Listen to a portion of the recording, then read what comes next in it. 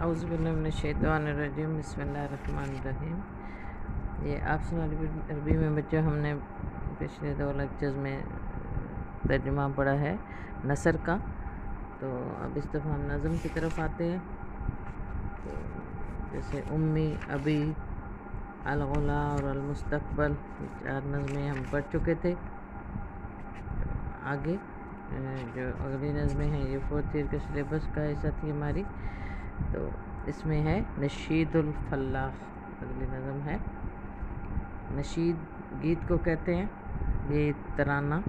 الفلاح کسان کا ترانہ یا کسان کا گیت، تو ایک کسان کی زبان سے اس میں شاعر نے بیان کیا ہوا ہے کہ کسان کی کیا اہمیت ہے اور اس کا کیا کام ہے۔ تو شاعر کہتا ہے انا الفتى الفلاح، کہ میں ایک نوجوان کاشتکار ہوں، کسان ہوں۔ فی صنعتی الفلاح، میرے ہنر میں کامیابی ہے، بھلائی ہے۔ یعنی اپنا تعارف کرواتے ہوئے کہتا ہے کسان کہ میں ایک نوجوان کسان ہوں اور میرے ہنر میں بھلائی ہے، کامیابی ہے۔ ولم اکن بالجاہلی، اور میں کبھی بھی جاہل نہ تھا۔ والزرع علم العاملی، اور زراعت جو ہے وہ عامل کام کرنے والے یعنی مزدور کا علم ہے۔ کہتے ہیں کہ میں کبھی بھی جاہل نہ تھا، اور کاشتکاری یعنی زراعت بھی مزدور کا یا کسان کا علم ہے۔ تو نظم میں یہ آپ نے اس بات کا خیال رکھنا ہے، جس کے میں پہلے بھی آپ کو بتاتی تھی کہ نظم کا نام سب سے پہلے آپ اس کو پڑھیں 2-3 دفعہ تاکہ آپ کو زبانی یاد ہو جائے۔ جب آپ نام اس کا سامنے آئے گا پھر اس کا مرکزی خیال بھی آپ کے سامنے تبھی آئے گا۔ نشید الفلاح جب آپ یاد کریں گے کسان کا گیت، تو پھر آپ کو ذہن میں آئے گا کہ اس میں کیا ہے اور کون ہے اور کیا کہنا چاہتا ہے۔ تو جیسے کہ پہلے شعر میں ہی شاعر کہتا ہے کہ میں ایک نوجوان کاشتکار ہوں اور میرے ہنر میں کامیابی ہے، اور میں کبھی بھی جاہل نہ تھا، اور زراعت جو ہے یہ مزدور کا یا کسان کا علم ہے۔ یعنی وہ زراعت کو شاعر ایک علم ثابت کر رہا ہے۔ اس کی جب آپ تشریح بھی کریں گے تو اس میں لکھیں گے اللہ تعالیٰ نے انسان کو عقل دی، اس کو شعور دیا، اور اس کے حساب سے انسان کو علم دیا، اور علم میں یہ ساری چیزیں آ جاتی ہیں۔ اگر کوئی زمین کا علم، ایسے آپ کہیں کہ زمین کا کاشتکاری کا علم، تو یہ کسان سے زیادہ اور کسی کو معلوم نہیں ہوتا۔ یعنی کس وقت زمین کو بیج بونا ہے، کس وقت اسے پانی لگانا ہے، کس وقت اسے ہموار کرنا ہے، تو یہ ساری چیزیں اس کے علم میں، اس کے ہنر میں شامل ہوتی ہیں۔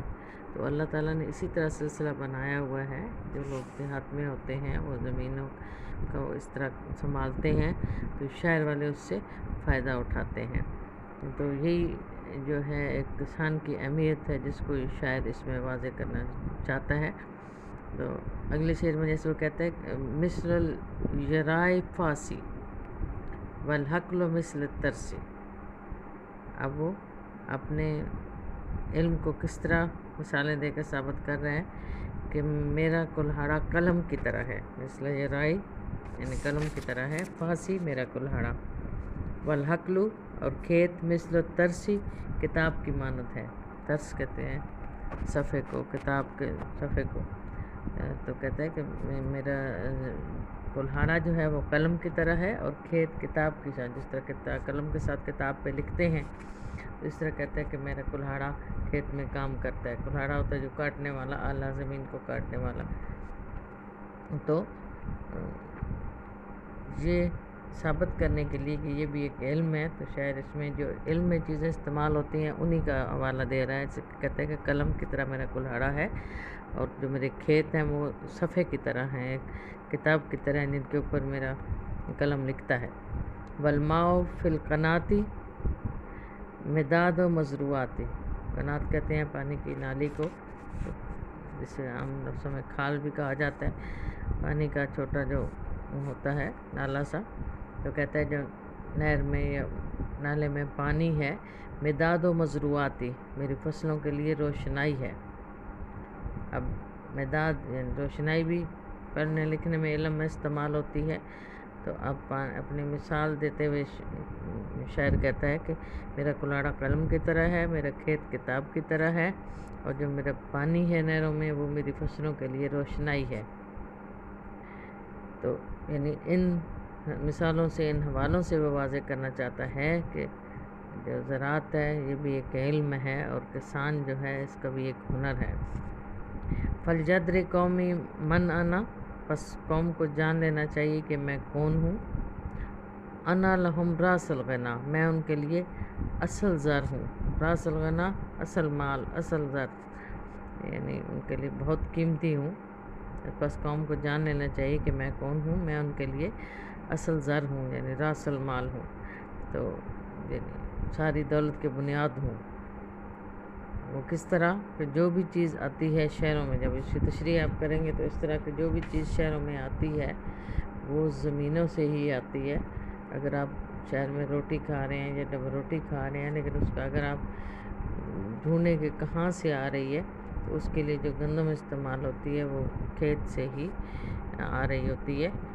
تو اس طرح کسان اس لیے اپنے آپ کو کہہ رہا ہے کہ میں اصل زر ہوں، اصل مال ہوں، کہ جو بھی میں محنت کرتا ہوں، جو بھی میں کام کرتا ہوں، اس سے سارے لوگ فائدہ اٹھاتے ہیں۔ اب لکڑی ہے دیکھنے میں، فرنیچر ہے، کچھ بھی ہے، یہ سارا کچھ زمینوں سے آ رہا ہوتا ہے۔ اسی طرح سبزیاں ہیں، پھل ہیں، تو جو بھی ایسی چیز جو ہم استعمال میں لا رہے ہوتے ہیں، چاہے ہم کام شہر میں ہوں، دیہات میں ہوں، وہ سب زمینوں سے ہی آ رہی ہوتی ہے۔ تو اس لیے واقعی جو ہے کسان ملک کے لیے بہت اہم ہوتا ہے، اپنے قوم کے لوگوں کے لیے بہت اہم ہوتا ہے۔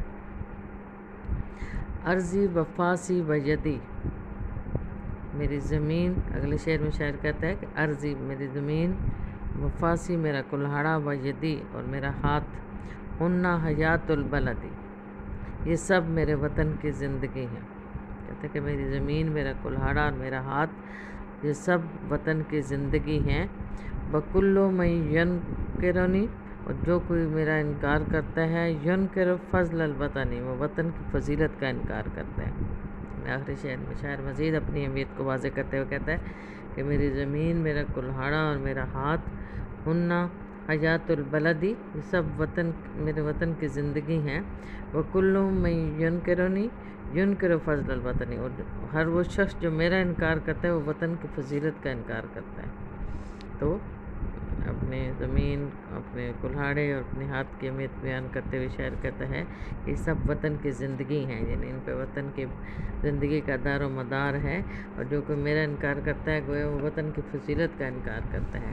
تو کسی بھی ملک کی زراعت جو ہوتی ہے اس کی معیشت کی بنیاد ہوتی ہے، تو خاص طور پہ پاکستان جیسے ایک زرعی ملک ہے تو اس میں معیشت کا زیادہ دار و مدار زراعت پر ہے، اور اللہ تعالیٰ نے اس کو لہلہاتے کھیت اور پانی، نہری پانی اور ایسی چیزیں دے رکھی ہیں کہ اس میں زراعت کے لیے حالات سازگار ہیں۔ تو واقعی جو ہے زراعت جو ہمارے ملک کی معیشت کے لیے ایک ریڑھ کی ہڈی کی حیثیت رکھتی ہے، تو انہی چیزوں کو واضح کرتے ہوئے شاعر نے بھی کہا ہے کہ چاند میری زمین، پھول میرا وطن، میرے کھیتوں کی مٹی ہے لال و یمن۔ تو اسی طرح کے اور بھی اشعار آپ جو محنت سے متعلقہ ہوں آپ اس میں لگا سکتے ہیں، چاہے وہ عربی اشعار ہوں چاہے اردو اشعار ہوں۔ تو القاسب حبیب اللہ، نبی صلی اللہ علیہ وسلم کا فرمان ہے کہ محنت سے روزی کمانے والا اللہ کا دوست ہے، القاسب حبیب اللہ۔ وہ بھی آپ اس کی تشریح کے حوالے میں لکھ سکتے ہیں، یہ حدیث بھی لکھ سکتے ہیں۔ اور اس کے علاوہ اور کوئی شعر جو آپ کو یاد ہو، اس وقت میرے ذہن میں ایک آ رہا ہے کہ بن محنت کچھ ہاتھ نہ آئے، ہاتھ آئے ناداری، محنت ایسا جادو جس سے ریت بنے پھلواری۔ تو اس طرح کے اشعار آپ بھی اور بھی جو آپ کو ذہن میں آئے اس نظم کی روشنی میں، تو وہ آپ اس میں لکھ سکتے ہیں۔ تو تشریح جتنی آپ اس میں آپ کا ذاتی نالج جو ہے آپ کا وہ اس میں نظر آتا ہے تشریح میں، تو جتنے آپ کے پاس نالج ہوگی، جتنا اپنے علم کا دائرہ آپ وسیع رکھیں گے، اتنی اچھی آپ تشریح کر سکیں گے۔ یہ جو تشریح ہوتی ہے تو ہر زاویے سے ہوتی ہے، ہر زاویے سے آپ اس کی تشریح کریں گے تو نظم کا نام لکھیں گے، پھر مرکزی خیال، یعنی اس میں شاعر کہنا کیا چاہتا ہے، تو شاعر اپنی کسان کی حیثیت، اس کی اہمیت وہ واضح کرنا چاہتا ہے، اور پھر ان اشعار کی تشریح آپ کریں گے جو آپ کو دیے جاتے ہیں۔ تو اس طرح آپ اس کو سمجھ کے پڑھیں، اور جیسے کہ آپ نے پہلی ساری نظموں کے اسائنمنٹس میں نے آپ کو دی تھی، رشید الفلاح نظم کی بھی آپ تشریح لکھیں گے، اور اس میں اچھے اشعار، احادیث اور آیات کے حوالے بھی دیں گے، اور اسی طرح آپ نے ساری نظموں کی تشریح کرنی ہے۔ تو السلام علیکم ورحمۃ اللہ وبرکاتہ۔ لیکن ایک پیغام میرا پھر بھی، جمعے کو ہماری اکثر کلاس ہوتی تھی تو اس کے بعد تو اب آپ جیسے کہ ہوتی ہے آپ کی کلاس سیٹرڈے کو بھی، لیکن پیغام میرا وہی ہے کہ نماز کو لازم کریں، 5 وقت کی نماز اور قرآن پاک، اور خاص طور پر وبا کے دنوں میں، پریشانی کے دنوں میں جو ہے کچھ نوافل کا بھی اضافہ اس میں کر لیں، اور دعاؤں کا، اور اللہ تعالیٰ کے حکم کے مطابق جو قرآن پاک میں دی گئی دعائیں ہیں انہی سے اپنے ہر مسئلے کو حل کریں، اور صدقہ دیں۔ صدقہ جو ہے وہ وبا کو، پریشانی کو ختم کر دیتا ہے۔ السلام علیکم ورحمۃ اللہ وبرکاتہ۔